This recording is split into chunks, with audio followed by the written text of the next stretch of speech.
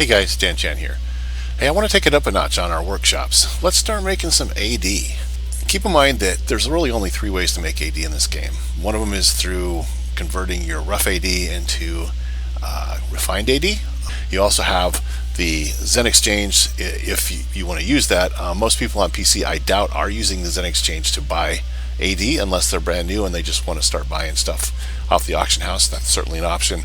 The final way is to get it from other players, and the way to do that is to sell things on the auction house. Let's explore how you can do it with your workshop. So first off, we want a good tool. We actually want a whole bunch of good tools, but the best tool right now is the Forge Hammer of Gond. If we activate the artifact, that's when it creates a tool that goes in your box. Now that doesn't go away, that tool stays there until you get rid of it. And the reason that's kind of significant is because years ago they made it possible to unbind this artifact, which means that you can activate the artifact on a character and then mail it or put it in the bank, and then go to another character, take it out and activate it on him, and then you could have one of these Gond tools on every single character that you have that is crafting. As you can see, there's a whole bunch of these listed. But if you have a workshop that you want to try to start making AD from, wouldn't hurt to get one of these tools. Now, it is not absolutely necessary, and I will show you why. What I'm going to show you is a variety of things, including making tools and other high value items that you can sell for a lot more. If you want to make things that you can sell for gold and then sell the gold bars, then that's an option too. And what you would do if you have a merchant nearby, so a non-professions merchant, so just a regular, like the potion vendor here, all right, she generally, most of these guys have something like this. It's a gold bar, it sells for 1 gold, so you're not losing any money in the process. But as you can see, I've got 7,847 gold here. If I wanted just to sell this gold, the only way to do so is to buy gold bars, and then just sell those on the auction house. So it's a 1-for-1 ratio. If we look, these prices tend to fluctuate throughout the year, but we'll just look here for a gold bar, because I don't generally sell these myself because I save up all my gold for the Gond event and then buy all the regions for the Gond event and then just make Gond packs. So here we are. The lowest price on the gold is 100 gold bars for 13,000 AD. That's only 130 AD per gold, but I've got, what did I say, over 7,000 gold, so that comes to, we're talking about 910,000 AD. That's one way to do it. It's really passive. What I mean by that is it's just something you can kind of fire and forget. You just have some kind of routine that you're crafting things for gold. If you're just running these, just doing the potions, you'll never actually need to use those that Forge Hammer. So what can you sell? Let's go with the next major thing that most people think about, and that is kits. We're talking armor kits and jewelry kits. So if I want to go major, let's see if we got that. This should give us all of our kits. We don't want the greater kits. Those are basically half the item level and half the statistics that the major armor kits and jewelry kits are. Now what you want is the best artisan for this, because but you also want the lowest expense artisan. So let's look at Bitrit here. Bitrit is the best to use in this particular case. She is a common artisan, so anybody can get her, and she is, unfortunately, although she easily meets the proficiency here, she does not quite meet it here. Now where can we make that up? Well, obviously we can put a better tool in there, but we also have the advantage that +1 regions like this adamantine plate and this drake sinew also increase your percentages. So let's bump that up. So I got 2 of those. That jumps me up to 99, and then I got 1 drake sinew, and now I'm over 100. So I don't even need the cobalt tool.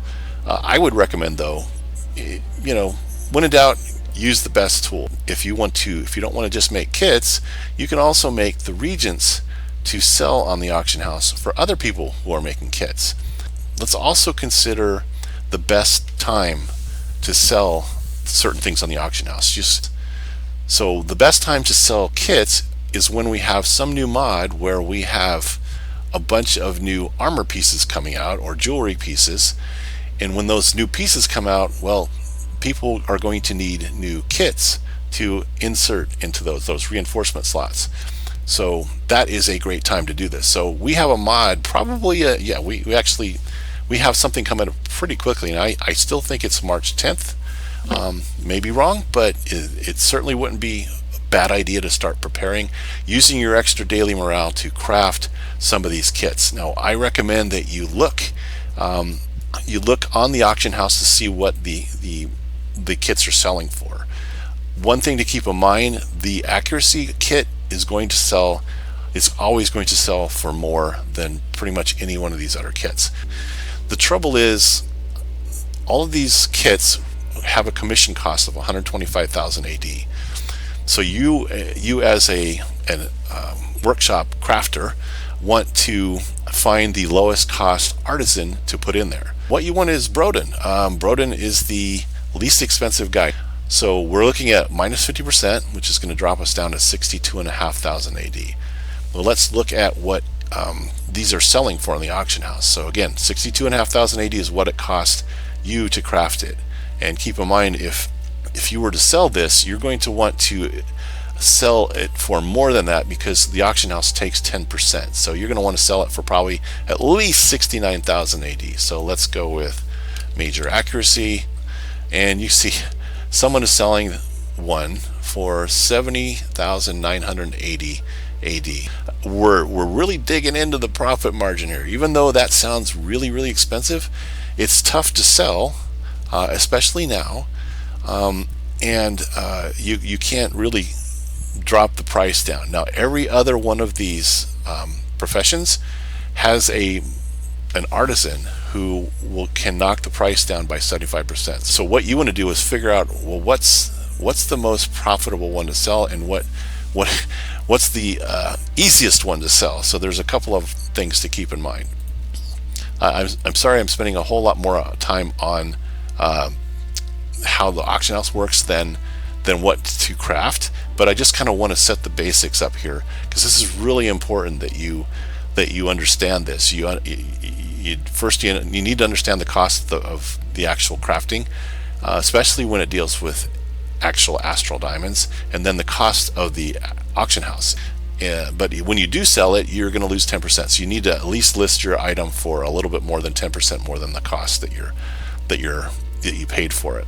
But let's go to consumables. We'll go to kits. It's not just armor kits, it's jewelry kits too, but we'll do that. And if we just look up major, we can do this, and we're going to sort it by I don't know if sorting by name is going to help, but so the lowest cost ones on here is combat advantage, and I'm going to tell you really quickly why that is. So this person is going to make 4,000 AD from this. Sounds like this is a big price, but 4,000 AD is what he's looking for. And this is a non-+1. So guys, keep in mind that +1 is 10% less bonus stats than the non-+1s. Item level is slightly higher on a +1, and the stat bonus is 10% higher. People, if they're paying attention, aren't going to buy a non-+1 item. So we'll go into a little bit more of that in a minute. But again, your best bet here is to go in and look at these items and see what's selling for the most, and what seems to be selling fairly frequently. Every one of these guys has a crafter other than the artificing that will reduce the cost to -75%, so down to 31,250. So let's look at that. So unfortunately, not every one of them is an easy thing to get. So Donin is a rare artisan. Rare artisans don't show up in your workshop applications until you hit level rank 3. So you have a step up on anybody that hasn't upgraded their workshop to rank 3 if you want to craft power armor kits, because now you have a guy that's -75% cost, and he is actually fairly fast. He is +75% speed. But what I recommend for anything like this, these kits, anything that you're going to sell for AD, do not, I recommend not, especially anything that costs AD to craft, don't just put them on order, where it's just going to continue to order. If I were to do that, if I had all the regions and I clicked order, it automatically charges me that cost. So if I cancel it, I don't get a refund of the cost. I'll get all these back, but I won't get a refund of the commission cost, once you start the order. And that becomes another problem if your delivery box fills up. There really should be a different order on how the game calculates when to stop taking things from you for deliveries. Before it crafts something, it checks a lot of things. It checks to see if you have enough money. Then it checks to see if you have the regents that are required, and then it checks to see if you have delivery space. Well, any one of those things, and as it checks, it takes those things from you. So if you don't have enough delivery space, but you have the regents and you have the money, well, it takes all of your money. It takes well, not all of it. It takes all the money that it costs for the commission. It takes all the regents, but then it says, oh, there's no space, and then that stops. But it's already taken those things and it doesn't give them back. What I would like the developers to do is reverse that. Have it check the delivery box, the delivery space first. If there's no room, end it there, and then just wait until you empty the box, and then it can restart the process. And then that would be a more appropriate way to pull the costs out of it for you. But as it is, because that works that way, you do not want to get stuck in the position where you have something like this crafting continuously, and then, I don't know, you oversleep, or you have to go, you have to rush off to work or something, whatever, and you don't manage to finish before the delivery box gets full. Well, you've just lost 31,250 AD at minimum, all the regions that you had here, and you got nothing in return. So anyway, let's go on from there. Now, again, let's just look at the one other exception. So we already saw this guy only can drop down to 50%. Well, jewel crafting is kind of the other side of that spectrum. We do have a minus 75% crafter in jewel crafting. This guy's interesting. This guy has passion project. This is the reason if I put him in here, yes, he is minus 75%, but he has a 20% chance of negating the commission cost entirely. That means that, let's say, one of every 5 of these that you craft should be free. So that means that you're really paying 80% of that 31,250 if it averages correctly. This guy is why jewel crafting kits tend to be significantly lower. 35,555 for the lowest. You're going to probably, if you want to list on the auction house, I recommend you undercut a little bit. I always find it a little rude if you undercut by 1 AD, but that's up to you. So this guy is going to lose about 3,600 AD from the auction house cut. So we're talking about just over about 32,000 AD. So theoretically, this only cost him maybe 28k, well, actually 24k or so. So yeah, this is, even though it's selling probably for the least amount of all of these, it is the most cost effective just because we have that particular artisan. If you don't use that artisan, you're not getting that benefit, and you're going to be fighting with folks that do, and it's a very competitive market. So just keep that in mind. I would recommend make 5 or 10 of these, maybe. Obviously the more of you that do this, the more that list this, the harder it's going to be to compete and get good prices. But get them ready for the next changeover, when we get the new slaughterhouse, when we have all of that extra gear from that, and you're gonna make some bucks. There are other kits that you can look at too. So we had, again, the accuracy for that guy. We have the special deal with this particular artisan here, and we have one more really interesting one. That is your leatherworking. So here we go. In leatherworking, the only minus 75% guy is epic, and the only way to get epic artisans is to have a rank 4 workshop, and not everybody has rank 4 workshops. That's a very, very small percentage of all the people with workshops, because it requires a lot more effort, and it requires a lot more cost. So I can do this, and he is the only one, again, that can get you to minus 75%. Everybody else is stuck with minus 50. So anybody that's doing major critical strike armor kits can usually sell them for much higher than this. But let's take a look. And this is going to be something if you have taken the time to upgrade your workshop to rank 4. So set of 4 for 160. So we're looking at over 40,000 each. So obviously, if most of the rank 3 workshops, well, none of the rank 3 workshops can compete with this. They're spending over 60,000 AD per kit if they want to actually craft them, and if they're thinking about crafting them to sell them, they're not going to be able to compete with this with people with rank 4 workshops. So even this person that's selling 4 at a time, they can get away with this, and they'll be able to sell them even higher when the new mod comes out. So here I am giving all kinds of tips on how to use the auction house. You'll find your way around. I highly recommend that if you're really interested in navigating the workshop and seeing how a real pro does it, go look at Gus Archer's videos. Anything he does on the auction house, he does a wonderful job of just showing how things work. So that's it for kits. So there's real common stuff. We'll go with the Flask of Potencies, and we're going to go with Flask of Potency rank 3. 99 of them for 74.87. I don't think that's probably going to be your most efficient thing to sell. Okay, let's go with rank 4. I think that'll do. You have crafted potions that are specifically for using in dungeons. Okay, so this is top tier. This is top tier if you're not a masterwork workshop. So these give you 3,000 stats, and they persist through death. So these are pretty valuable. And if you get a +1 version, which is what you want, then you get a bit more kick out of it. So let's see, 3,000. I think it's a 20% boost. Well, let's take a look. We're going to go with Create Chat Link High Quality. Press Enter so that it actually pops up in your chat. And then if you hover over it, there we go. So now it's 3,600. So it's a 20% boost if you get +1. So 3,600 stats that persist through death. And it lasts for 3,600 seconds. That's an hour.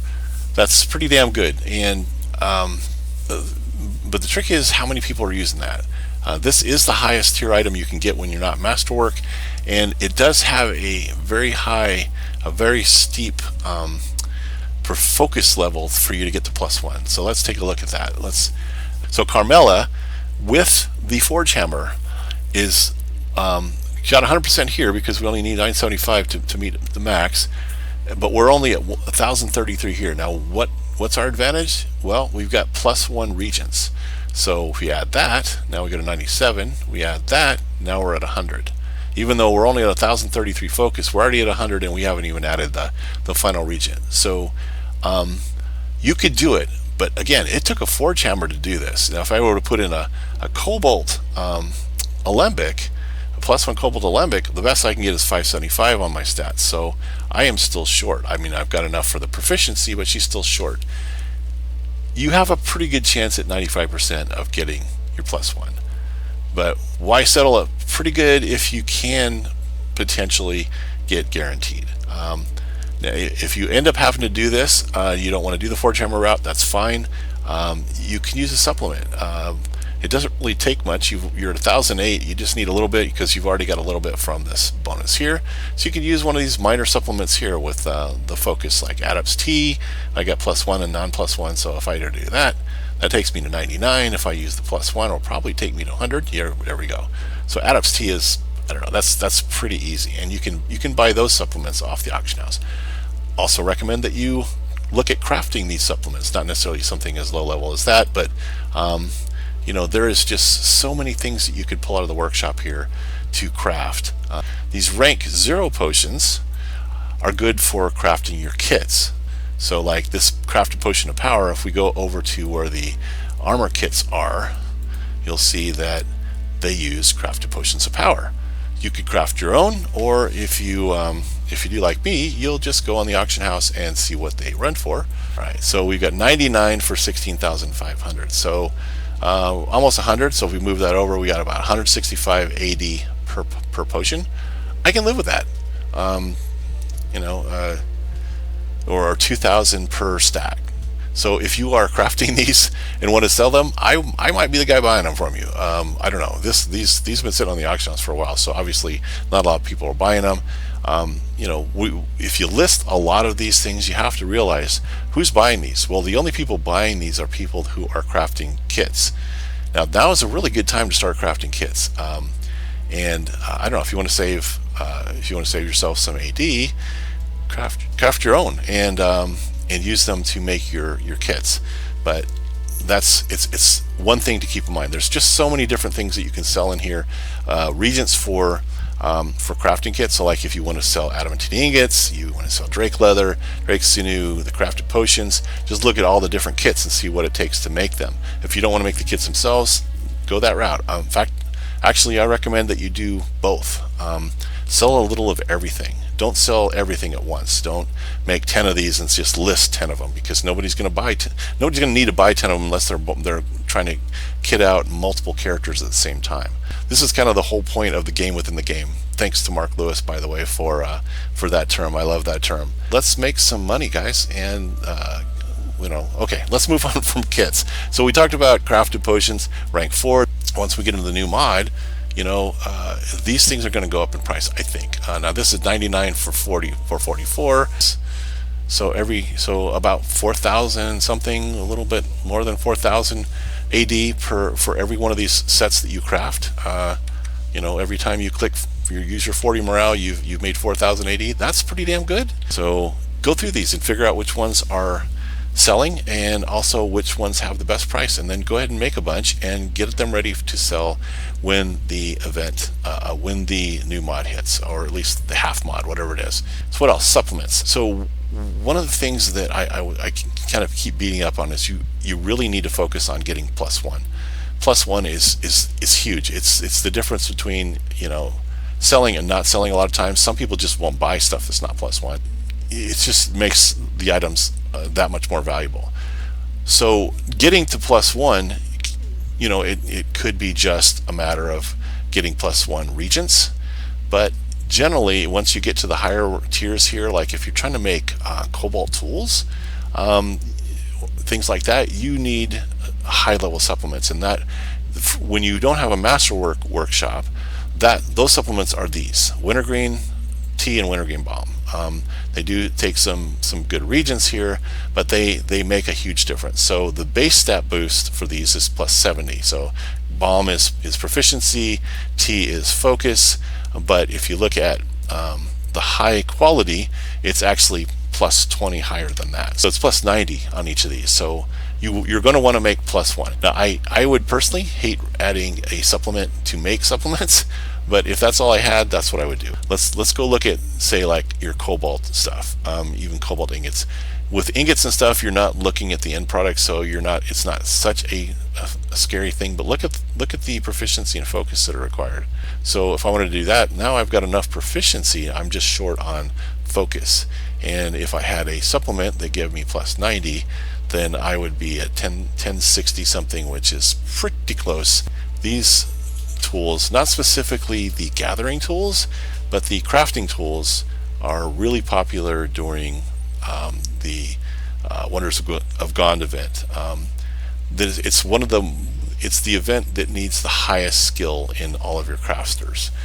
So you need the top tier tools, cobalt or forge hammer, specific, if at all possible. And if you can get +1 regents and then a good supplement, then you should have fairly good luck with this. But let's take a look at alembics, and this is something that I kind of look at throughout the year, because I know when Gone comes around, these prices on these tools jump dramatically. These things are going to be selling like hotcakes for a lot more during that event. If you don't want to make this stuff yourself, or you want to kind of like combine different tasks, sell the regents that you use to craft the different things. Okay, so what else? Die packs. We're looking for stuff that we can craft, like Barbarian's die pack. Yeah, so that's one die pack is selling for $11.90. Now, again, what you list things for on the auction house isn't necessarily what they sell for, but this is a good sign. So the first cleric one is over 1100 AD for one. Ranger's die pack, not selling for a whole lot, but it's still almost 1000 AD. Rogue. There he is. There's just one, selling one for 1000. One other thing you can do is craft guild furniture. Those are available, and they are in this tier here, the fifth tier again. The reason I went to my Masterwork one is because if you did the old Masterwork system, you have some of these, if you still kept the recipes, you have these Masterwork 1 through 2 that came before Chultan. So Masterwork 1 through 2 in blacksmithing gives you the ability to craft cast iron chandeliers. It's just normal materials here. It's really high focus and proficiency, really high. So you're going to fail, I don't know, fairly often. But this is kind of the only way to get a chandelier. It's like I can't do this because these items have recipes that I can't make. But things you can craft are what all we got. Just look, they're only in this tier, so you can craft a simple stone fireplace. Fieldstone you have to get from a Masterwork vendor that can be summoned at a stronghold. So it does give you a pretty common fireplace, but it's a fireplace, and if you have a new guild, you really have very little other places that I know of to get furniture. There is the Mysterious Merchant, but I haven't seen her sell anything like this. She does sell some statues. She sells paintings and some of the masks and stuff, but other than that, it's tough finding furniture for the stronghold. So you can do these. How well they sell, I haven't had a lot of luck. You can also craft tables. So if we go to artificing, we'll go to that, and we'll go down to simple dining table. These actually look pretty neat. I said in another video that this is the same as what they sell at the stronghold vendor at the marketplace. It's not the same. They actually have a pretty cool looking table, but it's like 5,000 guild marks. For armor smithing, you have so this steel battle axe display, it looks ugly. Sorry guys, it looks ugly. It's an option, but it doesn't look anything like this. It looks just stupid. So don't bother making it. Anybody who buys it is going to have immediate buyer's remorse. Armor smithing, you can make oak chests.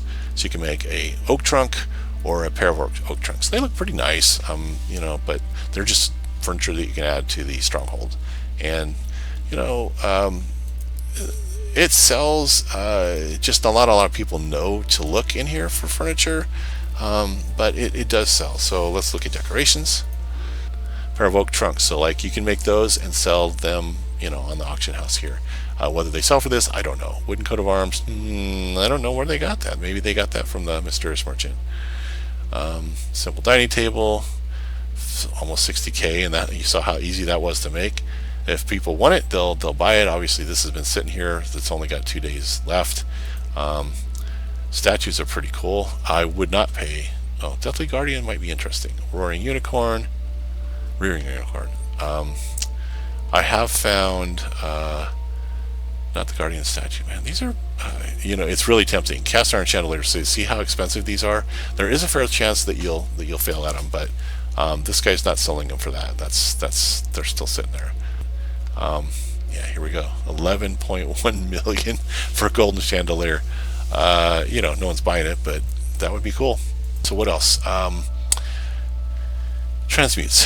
So this is kind of like really a guessing game. The leveling gear looks almost exactly like everything up to the first 5 tiers. So if you look at the 6th tier, where you're talking about some fairly expensive items, you do have some nice looking gear pieces. So what I recommend is just go to preview on these and see what it looks like. Let's clear show preview only. What are we looking at? So this is just looks like the shirt.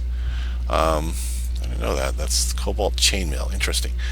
So we can look at that and we can just see, what do you think people will buy? Now, that's the tricky part. It's very unlikely that much of these are listed, and if you want people to actually be interested in seeing what they look like, you might have to put up some pictures, do some screenshots, and just post them in PE, the PE Discord or something, or wear them. Convert them to appearance and put them on your character.